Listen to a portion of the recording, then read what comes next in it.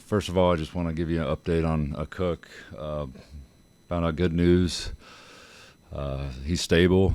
He's responsive. He wanted to make sure he congratulated his teammates, and he's in a good place right now. They're probably going to be holding him overnight and doing a lot of testing, but never thought I'd have to deal with a situation like that, and it's heartbreaking. But I'm glad he's still here with us. But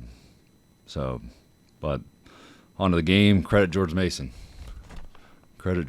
They came in here ready to go, ready to fight, and it was a dog fight, and they took it right to us. And we certainly challenged us on a defensive end, and a lot of things we need to clean up in that regard. And so credit to Tony and his team and program coming in here and giving us a good test, something we probably needed going into that first game. And thank you to the fans. Thank you to the fans for coming out. It sounds like we had about 9,000 people, a lot going on Friday night, and I feel the support from Mountaineer Nation, and that was uplifting to our guys and fun to play in front of. Josh, it looked like after the incident and they moved him, on the stretcher, it looked like maybe there was talk. Were you guys always going to just continue to play, or was there talk to Yeah, there was a discussion, and Tony and I talked, and he left it up to me, and I made sure the guys were in a good headspace, good enough headspace to continue the game. That's important, and they wanted to play, so we decided it's the best to move on and try to turn the page and get out there, warm up, and go after them.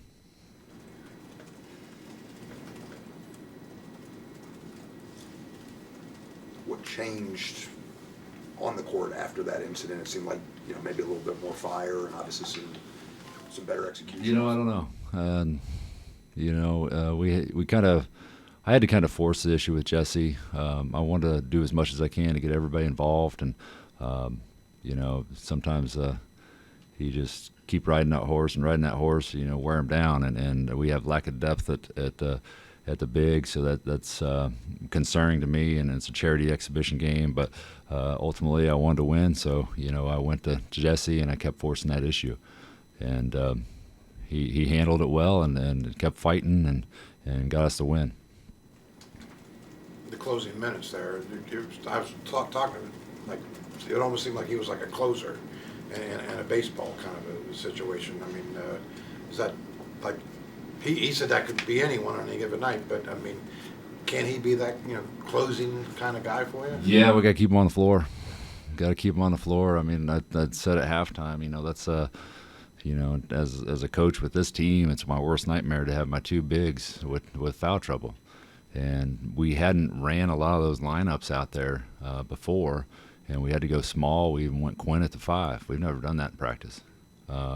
So we were, experimenting on the fly to figure out, how to win the game. And credit to those guys, every one of them stepped up and figured out a way to contribute and handle the adversity and figure out a way to get the win.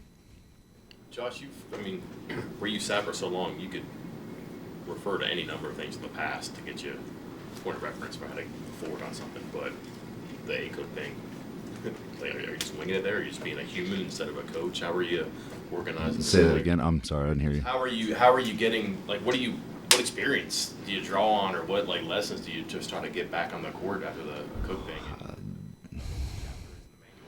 There isn't one. It's fortunate that Cook's doing good, and it's one of those things that gives perspective to what we got going on here. This is a basketball game, but these are human lives, and these kids we get really close to, and it was tough for everybody, but in life we move on. I hate to say it like that, but he's good in a good place, and the guys wanted to continue playing, so we continued playing. You don't want to lose the scrimmage to Vanderbilt, but that was a close game back and forth, and this, not the same, but similar. Did you see growth, lessons learned applied tonight? I thought we played a lot harder. We made a lot of the same mistakes we did against Vanderbilt, but our energy and our enthusiasm, and probably credit to our crowd, playing in front of the fans for the first time. I think that really, gave that energy and that jolt to our guys and turn it up a notch. And they're competing out there. I love the fire. I love the competitiveness. There's certain guys that we need to get more out of and understand that their role is going to be a lot bigger, coming up. So we'll hit home on that tomorrow, and we'll go through everything and break down all the film and try to do our best to recover and get healthy, because the game within the game is controlling our bodies and taking care of our bodies, because our depth isn't that good. I imagine watching Offrey grow during this year is going to be quite something for you.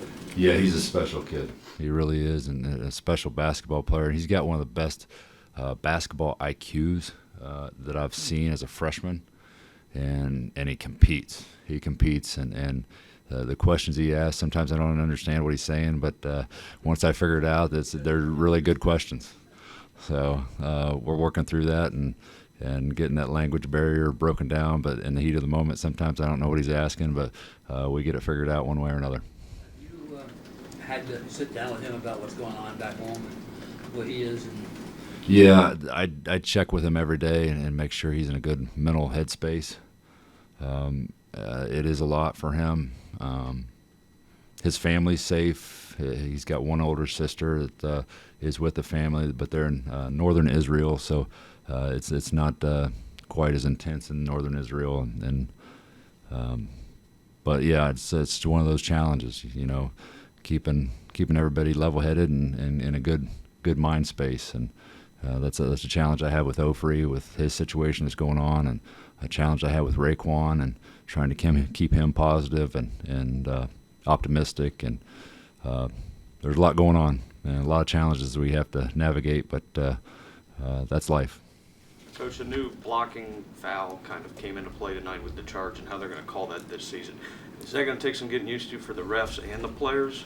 Yeah, and it's supposed to be the secondary defender in a lot of ways. I thought I could argue a lot of, several of Kerr's situations. I thought he was in really good position defensively. And so we're going to have to analyze some of that and really dissect it. But we didn't really run into any of the issues where a secondary defender stepped up and tried to take a charge. It was all primary defender. And if that's your space as a defender, if they can't run right through you.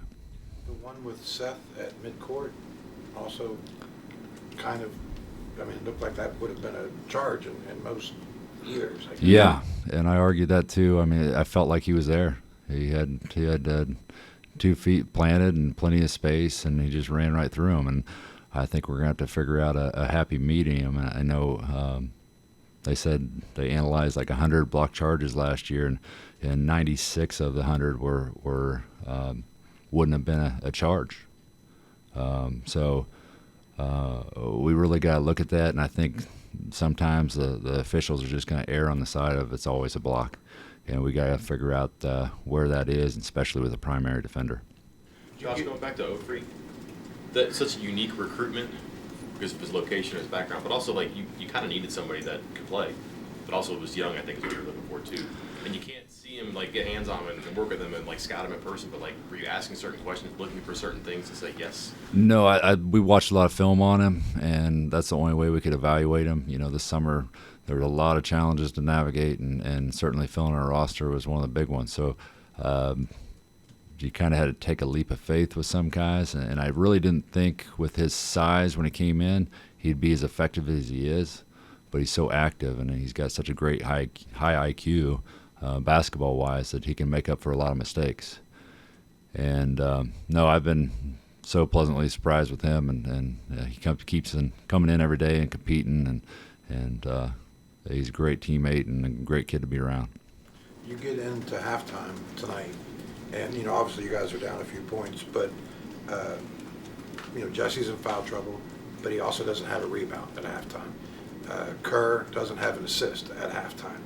Is that a moment for you where Josh Eilert blows up, or is this a teaching moment? How do you kind of handle? Honestly, I didn't know either of those stats. That's crazy to me that we're only down we were down 4 at halftime, maybe 6, and my best rebounder didn't have a rebound. My ball handler didn't have an assist.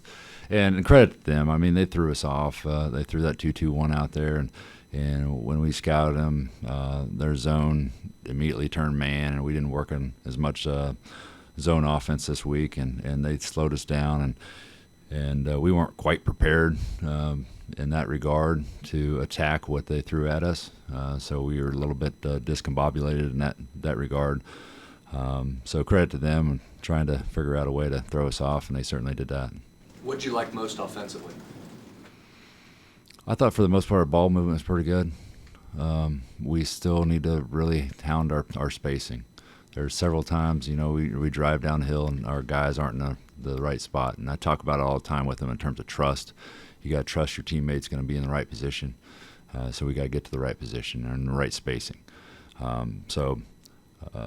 thought for the most part we played really unselfish. And I think that was something that shot selection that was really kind of off in the Vanderbilt scrimmage that we kind of shored up a little bit. But I didn't see anybody out there trying to get theirs and really break off any plays to make it all about them. About rebounding. Going to be a concern. It's been a concern from the first day we stepped on the practice floor with everybody. I want to play fast.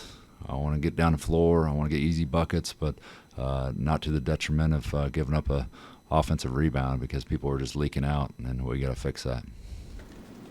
Quinn and Jesse were both talking about some of the modern stuff you've added to the offense. That's the word they used, right? How did you modernize it? Was it stuff that you just kind of like been pinned into a board through the years? Did you look at your personnel and say, I want to do this? Yeah, I mean, I was a video coordinator when I first got here. I dissected everybody's offense.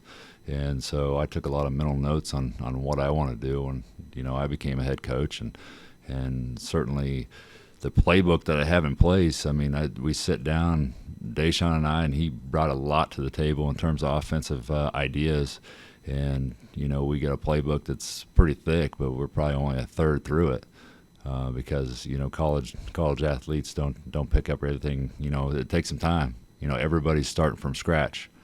So it takes a little time to get all those plays in, and we probably used way too many tonight to get the job done, and not something I really wanted to do in an exhibition game. But I also don't want to lose. Was there a team or a coach or a conference that you borrowed most from? Say that again. Was there like a team or a coach or a conference you found yourself borrowing most from? It's been a while since you were the coordinator. Well, I mean, yeah. The biggest thing we probably gave up, with the spacing was offensive rebounding, and that's not answering your question, but there really isn't anybody like it comes to mind. I used to love Tom Izzo's spacing when he flashed 1-4 and ran out everything. They brought everybody up to the foul line and ran things through. You always had backdoor options. You always had downhill options. There wasn't anybody clogging the paint. So, that's the first one that comes to mind, and that's, he's probably changed his offense 2 or 3 times since then. So, no, it's, you take pieces that you see and you try to make it work with your personnel, and sometimes it works, sometimes it doesn't, and sometimes you scrap things, and other things you go to and you hammer home because they're really efficient. You're talking? Go ahead. When you were named coach, were you worried at all about the idea that you had not coached and getting acceptance of players like you players from here had played for Bob Huggins, who was in the Hall of Fame and 900 wins. Jesse had played for Boeheim. Chris had played for Sean Martin, Sean Penn or whatever the hell his name is. Anyway, did that go through your mind at all? Well, I mean, I think Tony probably had to do the same thing. George Mason, he had to put a lot of pieces in place and try to make them all mesh.